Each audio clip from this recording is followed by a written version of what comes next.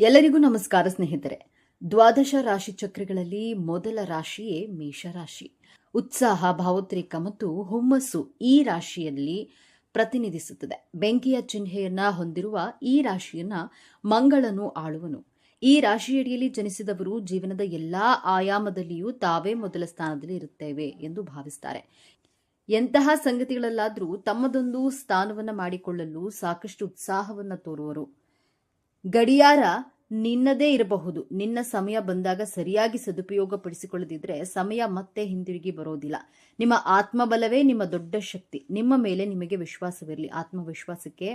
ಆತ್ಮವಿಶ್ವಾಸಕ್ಕೆ ಹೆಸರಾದಂತಹ ಮೇಷರಾಶಿ ಪೂರ್ವಜನ್ಮ ರಹಸ್ಯವನ್ನ ಹಾಗೂ ನೀವು ಈ ರಾಶಿಯಲ್ಲಿಯೇ ಜನಿಸಲು ಕಾರಣ ಹಾಗೂ ಉದ್ದೇಶಗಳ ಬಗ್ಗೆ ಈ ವಿಡಿಯೋದಲ್ಲಿ ತಿಳಿಸಿಕೊಡಲಿದ್ದೇನೆ. ಅದಕ್ಕೂ ಮುಂಚೆ ನೀವಿನ್ನು ನಮ್ಮ ಚಾನೆಲ್ಗೆ ಸಬ್ಸ್ಕ್ರೈಬ್ ಆಗಿಲ್ಲ ಅಂದ್ರೆ ಈಗಲೇ ಸಬ್ಸ್ಕ್ರೈಬ್ ಆಗಿ, ಹಾಗೆ ವಿಡಿಯೋಗೆ ಲೈಕ್ ಮಾಡಿ, ವಿಡಿಯೋವನ್ನ ಸ್ಕಿಪ್ ಮಾಡದೆ ಕೊನೆಯ ತನಕ ನೋಡಿ. ಎಲ್ಲರೂ ಭಕ್ತಿಯಿಂದ ಓಂ ಶ್ರೀ ಮಹಾಲಕ್ಷ್ಮಿ ನಮಃ ಅಂತ ಕಾಮೆಂಟ್ ಮಾಡಿ. ಮೇಷರಾಶಿಯವರ ಸ್ವಭಾವ. ಈ ರಾಶಿಯ ವ್ಯಕ್ತಿಗಳು ಸಾಮಾನ್ಯವಾಗಿ ಒಂಟಿಯಾಗಿ ಇರ್ತಾರೆ. ಸದಾ ಹಸನ್ಮುಖಿಯಾಗಿರುವ ಇವರು ಮಿತವಾಗಿ ಮಾತನಾಡುವಾಗ ಅತ್ಯಂತ ಬುದ್ಧಿವಂತಿಕೆ ಹಾಗೂ ಚುರುಕು ಗುಣವನ್ನು ತೋರುವರು. ಇವರು ಜೀವನದಲ್ಲಿ ಪ್ರಯಾಣವನ್ನ ಹೆಚ್ಚು ಬಯಸುವರು. ಹಾಗಾಗಿ ಆಗಾಗ ತಮ್ಮ ಸ್ಥಳಗಳನ್ನ ಬದಲಾಯಿಸುತ್ತಲೇ ಇರ್ತಾರೆ. ಇವರ ವ್ಯವಹಾರಗಳು ಪ್ರವಾಸದ ವೈಶಿಷ್ಟ್ಯಗಳನ್ನ ಹೊಂದಿರುತ್ತಾರೆ. ಅವರು ಸೀಮಿತ ಬುದ್ಧಿವಂತಿಕೆಯನ್ನ ಹೊಂದಿರುವರು ವ್ಯಕ್ತಿಗಳು ಹೌದು.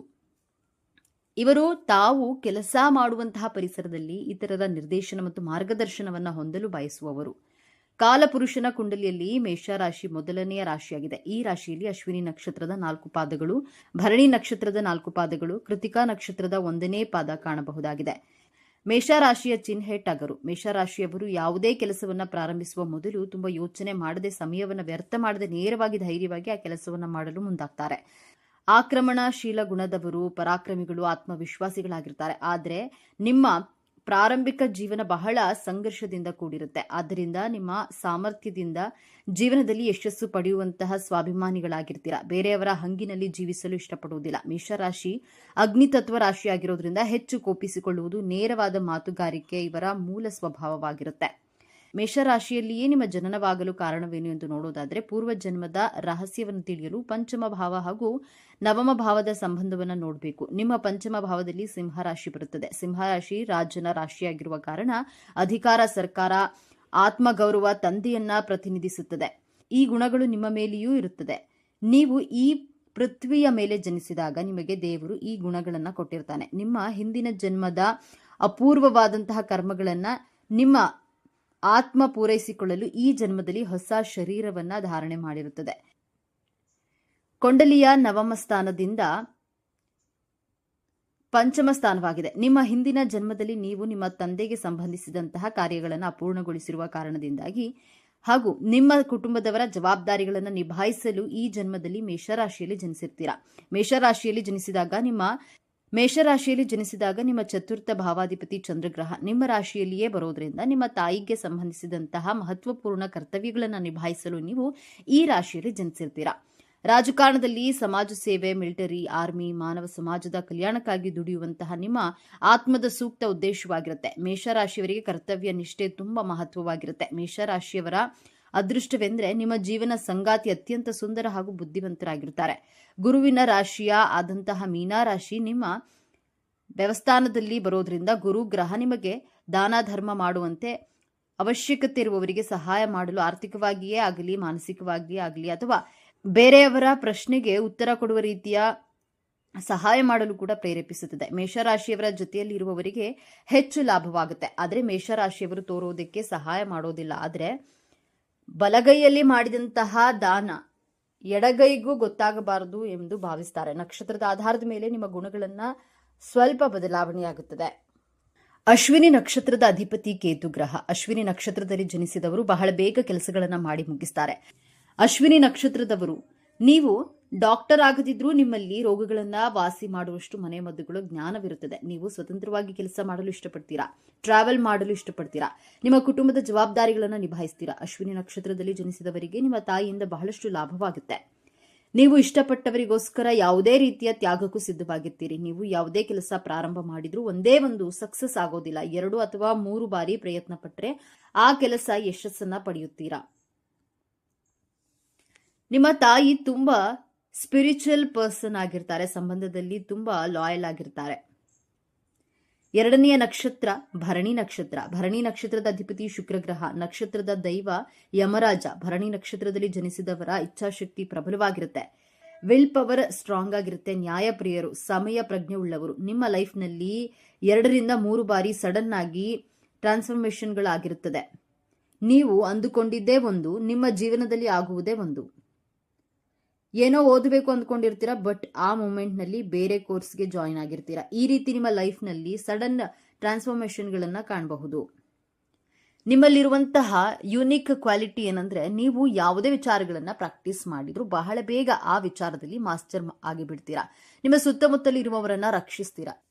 ಜನರಿಗೆ ಅನಿಸುವುದು ಅವರ ಸಮಸ್ಯೆಗಳನ್ನ ನಿಮ್ಮ ಬಳಿ ಹೇಳಿಕೊಂಡ್ರೆ ಉತ್ತರ ಸಿಗುವುದು ಎಂದು ನಂಬಿಕೆ ಇದೆ. ನಿಮ್ಮ ಬಳಿ ಹೇಳಿಕೊಳ್ತಾರೆ.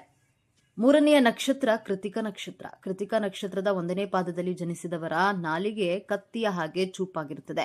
ಮಾತು ನೇರವಾಗಿ ಮನಸ್ಸಿಗೆ ನಾಟುವಂತೆ ಮಾತನಾಡ್ತಾರೆ. ಸುತ್ತಿ ಬಳಸಿ ಮಾತನಾಡಲು ನಿಮಗೆ ಗೊತ್ತಿಲ್ಲ. ಕೃತಿಕಾ ನಕ್ಷತ್ರದ ಅಧಿಪತಿ ಸೂರ್ಯದೇವ ಆಗಿರೋದ್ರಿಂದ ರಾಯಲ್ ಲೈಫ್ ಸ್ಟೈಲ್ನ ಲೀಡ್ ಮಾಡೋದಕ್ಕೆ ಇಷ್ಟಪಡ್ತೀರಾ. ನಾಯಕತ್ವದ ಗುಣ, ಧೈರ್ಯವಂತರು. ಇವರಿಗೆ ಗೊತ್ತಿಲ್ಲದ ಕೆಲಸವನ್ನ ಧೈರ್ಯದಿಂದ ಮಾಡಲು ಮುನ್ನುಗ್ತಾರೆ. ಕೃತಿಕಾ ನಕ್ಷತ್ರದವರಿಗೆ ಹಲ್ಲಿನ ಸಮಸ್ಯೆ ಮತ್ತು ಚರ್ಮಕ್ಕೆ ಸಂಬಂಧಿಸಿದಂತಹ ಆರೋಗ್ಯ ಸಮಸ್ಯೆಗಳಿರುತ್ತವೆ. ಕೃತಿಕಾ ನಕ್ಷತ್ರದವರಿಗೆ 30-32ನೇ ವರ್ಷದ ನಂತರ ನಿಮ್ಮ ಹಣಕಾಸಿನ ಸ್ಥಿತಿಯಲ್ಲಿ ಉತ್ತಮಗೊಳ್ಳುತ್ತದೆ. ನಿಮ್ಮ ಪ್ರೊಫೆಷನಲ್ ಲೈಫ್ ಅಂಡ್ ಫೈನಾನ್ಷಿಯಲಿ ಲೈಫ್ನಲ್ಲಿ ತುಂಬಾ ಸಕ್ಸಸ್ ಅನ್ನ ಕಾಣ್ತೀರಾ. ಮೇಷರಾಶಿಯವರ ಸಾಮರ್ಥ್ಯ. ಈ ರಾಶಿಯವರು ಸಾಹಸ ಕೆಲಸಗಳನ್ನ ಹೆಚ್ಚಿನ ಆಸಕ್ತಿ ಹೊಂದಿರುತ್ತಾರೆ. ಇವರಲ್ಲಿ ಇರುವಂತಹ ಧೈರ್ಯವು ಹೊಸ ಮತ್ತು ಉತ್ತೇಜಕ ಕೆಲಸಗಳಲ್ಲಿ ತೊಡಗಿಸಿಕೊಳ್ಳುವಂತೆ ಪ್ರೇರೇಪಿಸುವುದು. ಇವರು ಯಾವುದಾದ್ರೂ ಗುರಿ ಅಥವಾ ಕೆಲಸವನ್ನ ಮಾಡಿಕೊಂಡಿದ್ರೆ ಅದಕ್ಕೆ ಅಡೆತಡೆ ಉಂಟಾಯಿತು ಎಂದು ಹಿಂಜರಿಯುವುದಿಲ್ಲ. ಬಂದ 2 ತೊಂದರೆಗಳನ್ನ ಮುಕ್ತವಾಗಿ ಎದುರಿಸ್ತಾರೆ. ಜೊತೆಗೆ ತಾವು ಅಂದುಕೊಂಡಿರೋದನ್ನ ಸಾಧಿಸಲು ಸದಾ ಸಿದ್ಧರಾಗಿರ್ತಾರೆ. ಹೊಸತನ ಅನ್ವೇಷಿಸಲು ಇಷ್ಟಪಡುವವರು. ಇವರಲ್ಲಿ ಬಹುಮುಖವಾದಂತಹ ಅನೇಕ ಪ್ರತಿಭೆಗಳಿರುತ್ತೆ. ಒಂದೇ ಸಮಯದಲ್ಲಿ ಅನೇಕ ಯೋಜನೆಗಳನ್ನ ಕೈಗೊಳ್ಳುವ ಸಾಮರ್ಥ್ಯ ಇರುತ್ತದೆ. ಇವರು ಉತ್ತಮ ವ್ಯವಸ್ಥಾಪಕರಾಗಿ ಕಾರ್ಯನಿರ್ವಹಿಸುವ ಶಕ್ತಿ ಹಾಗೂ ಪ್ರತಿಭೆ ಇರುವುದು. ಇವರು ಯಾವುದೇ ವಿಚಾರದಲ್ಲಾಗ್ಲಿ ಸಂಘಟಿತರಾಗಿ ಮುಂದೆ ನಡೆಯುವರು. ಇತರರಿಗಿಂತ ಮುಂಚಿತವಾಗಿ ಕೆಲಸವನ್ನು ಮಾಡಿ ಮುಗಿಸಲು ನಿಸ್ಸೀಮರಾಗಿರ್ತಾರೆ. ಮೇಷರಾಶಿಯವರ ದೌರ್ಬಲ್ಯಗಳು. ಮೇಷರಾಶಿಯ ವ್ಯಕ್ತಿಗಳು ಆಕ್ರಮಣಕಾರಿ ಪ್ರವೃತ್ತಿಯನ್ನು ಹೊಂದಿರುತ್ತಾರೆ. ಕ್ಷುಲ್ಲಕ ಕಾರಣಗಳಿಗೂ ಇರಬಹುದು, ಬಹುಬೇಗ ಕೋಪಗೊಳ್ತಾರೆ. ಕೆಲವೊಮ್ಮೆ ಅತಿರೇಕದ ವರ್ತನೆ ಹಾಗೂ ಮಾತನಾಡುವರು. ನಂತರ ಅವರು ನಡವಳಿಕೆಯ ಬಗ್ಗೆ ಅವರೇ ಪಶ್ಚಾತ್ತಾಪ ಪಡುವರು. ತಮ್ಮ ಸಂಬಂಧಗಳನ್ನು ಕಾಪಾಡಿಕೊಳ್ಳಲು ಯಾವುದೇ ಹೆದರಿಕೆ ಹಾಗೂ ಹಿಂಜರಿಕೆಯನ್ನು ತೋರುವುದಿಲ್ಲ. ಅಹಿತವನ್ನ ಉಂಟು ಮಾಡಿದ ವ್ಯಕ್ತಿಯನ್ನ ಮುಖಾಮುಖಿಯಾಗಿ ಎದುರಿಸಲು ಸಾಧ್ಯವಾಗದು. ತಾಳ್ಮೆಯ ಕೊರತೆ. ಮೇಷರಾಶಿಯವರು ತಮ್ಮ ಭಾವನೆಗಳನ್ನು ನಿಯಂತ್ರಿಸಲು ಕಷ್ಟಪಡ್ತಾರೆ. ಅದು ಅವರಿಂದ ಸಾಧ್ಯವಾಗದ ಸಂಗತಿ ಆಗಿರುತ್ತದೆ. ಬಹುಬೇಗ ನಿರಾಶೆಗೆ ಒಳಗಾಗುತ್ತಾರೆ. ತಮ್ಮ ಸುತ್ತಲಿನ ವ್ಯಕ್ತಿ ಹಾಗೂ ಪರಿಸರದಿಂದ ಶೀಘ್ರವಾಗಿ ಪ್ರಭಾವಿತರಾಗ್ತಾರೆ. ಅವರ ಪ್ರಕಾರ ಯಾವುದು ಉಪಯುಕ್ತವಲ್ಲ ಎಂದು ಭಾವಿಸುವವರೋ ಅಂತಹ ವಿಚಾರವನ್ನ ಅಥವಾ ಅಂತಹ ಕೆಲಸವನ್ನ ಮಧ್ಯದಲ್ಲೇ ಕೈಬಿಡ್ತಾರೆ. ಅಸ್ತಿತ್ವದಲ್ಲಿ ಇದ್ದಂತಹ ಕೆಲಸವು ಅವರಿಗೆ ಯಾವುದೇ ರೀತಿಯ ಪ್ರಚೋದನೆ ಅಥವಾ ಉಪಯುಕ್ತ ಎನಿಸದೆ ಹೋದ್ರೆ ಅದನ್ನ ಅಲ್ಲಿಯೇ ಬಿಟ್ಟು ಬೇರೆ ಕೆಲಸವನ್ನ ಮಾಡಲು ಪ್ರಾರಂಭಿಸ್ತಾರೆ. ಈ ವಿಚಾರ ನಿಮಗೆ ಇಷ್ಟವಾಗಿದೆ ಅಂತ ಭಾವಿಸ್ತಾ ಇದ್ದೇನೆ. ಇಷ್ಟ ಆಗಿದ್ರೆ ನಮ್ಮ ಚಾನೆಲ್ ಅನ್ನ ತಪ್ಪದೆ ಸಬ್ಸ್ಕ್ರೈಬ್ ಮಾಡಿಕೊಳ್ಳಿ. ಈ ವಿಡಿಯೋಗೆ ಒಂದು ಲೈಕ್ ಕೊಡೋದನ್ನ ಮರಿಬೇಡಿ. ಈ ವಿಡಿಯೋನ ನಿಮ್ಮ ಫ್ರೆಂಡ್ಸ್ ಅಂಡ್ ಫ್ಯಾಮಿಲಿ ಗ್ರೂಪ್ಸ್ ನಲ್ಲಿ ಹೆಚ್ಚು ಶೇರ್ ಮಾಡಿ. ನಿಮ್ಮ ಅಭಿಪ್ರಾಯಗಳನ್ನ ತಪ್ಪದೆ ಕಾಮೆಂಟ್ ಮಾಡಿ. Thank you friends. ಎಲ್ಲರೂ ಭಕ್ತಿಯಿಂದ ಓಂ ಶ್ರೀ ಮಹಾಲಕ್ಷ್ಮಿ ನಮಃ ಅಂತ ಕಾಮೆಂಟ್ ಮಾಡಿ.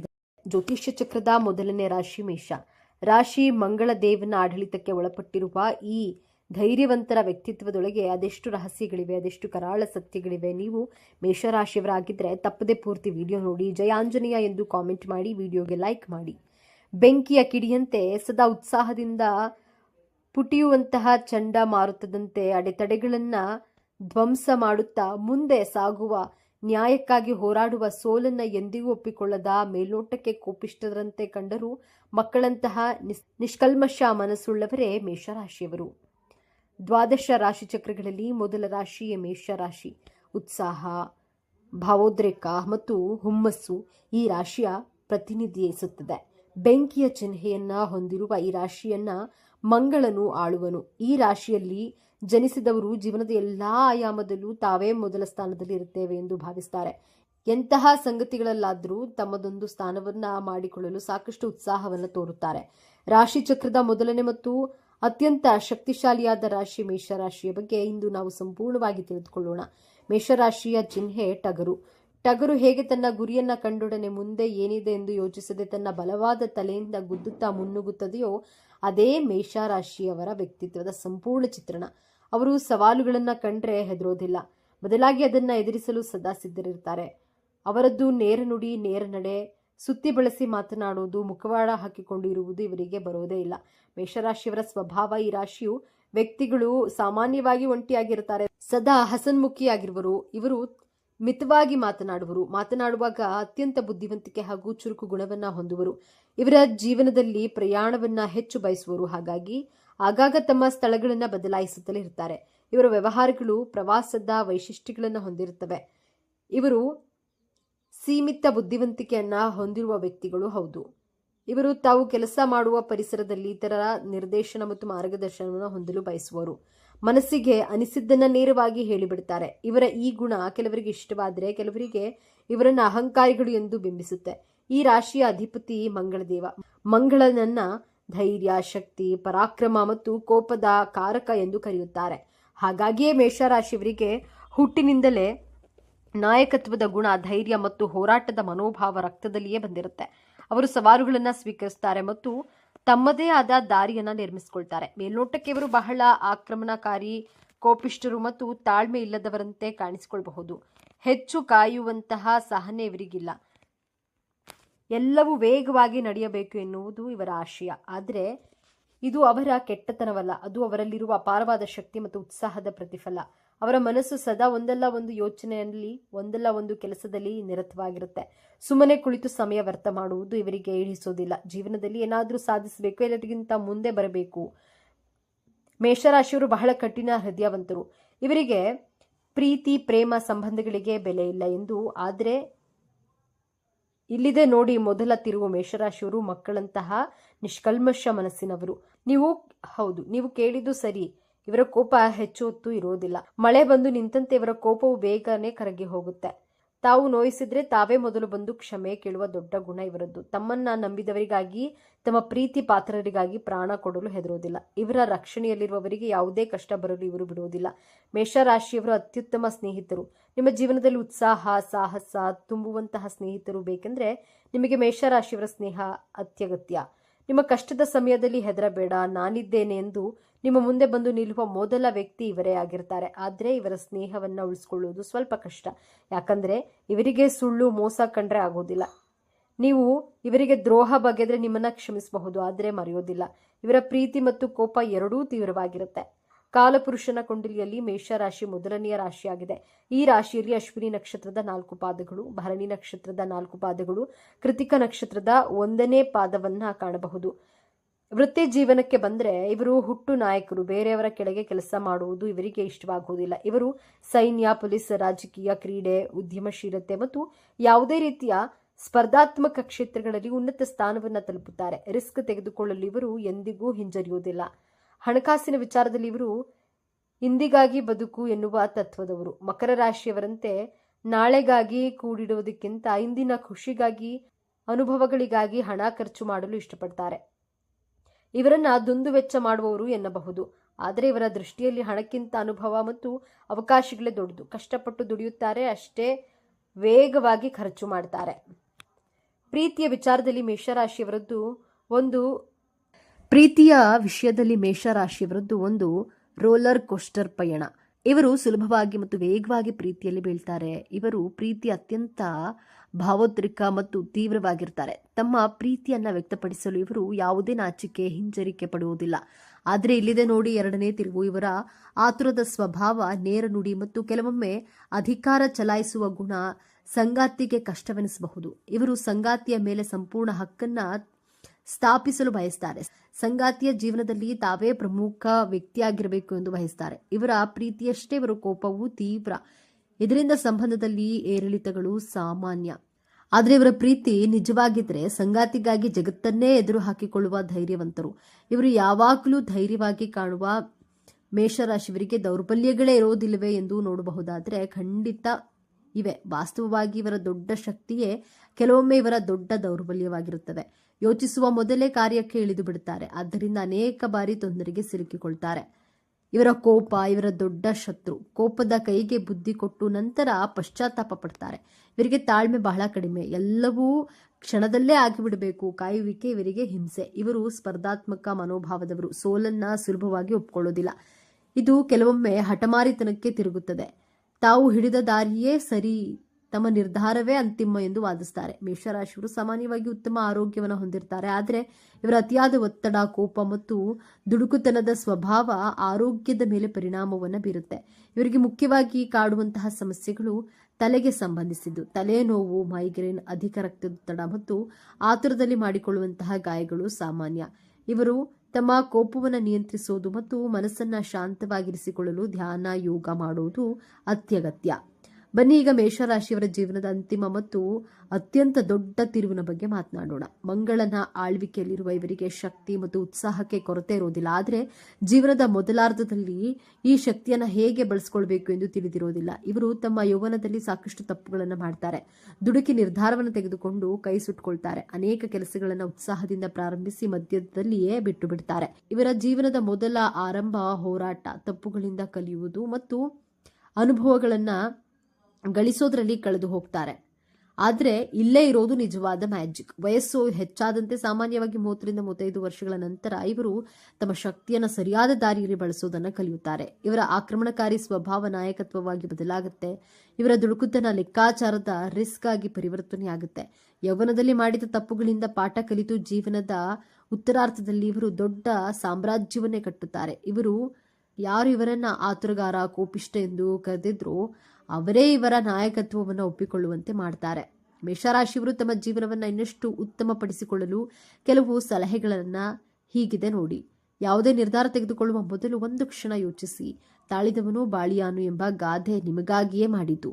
ಕೋಪ ಬಂದಾಗ ಆ ಜಾಗದಿಂದ ದೂರ ಹೋಗಿ ಅಥವಾ ನೀರು ಕುಡಿಯಿರಿ, ಧ್ಯಾನವನ್ನ ಮಾಡಿ.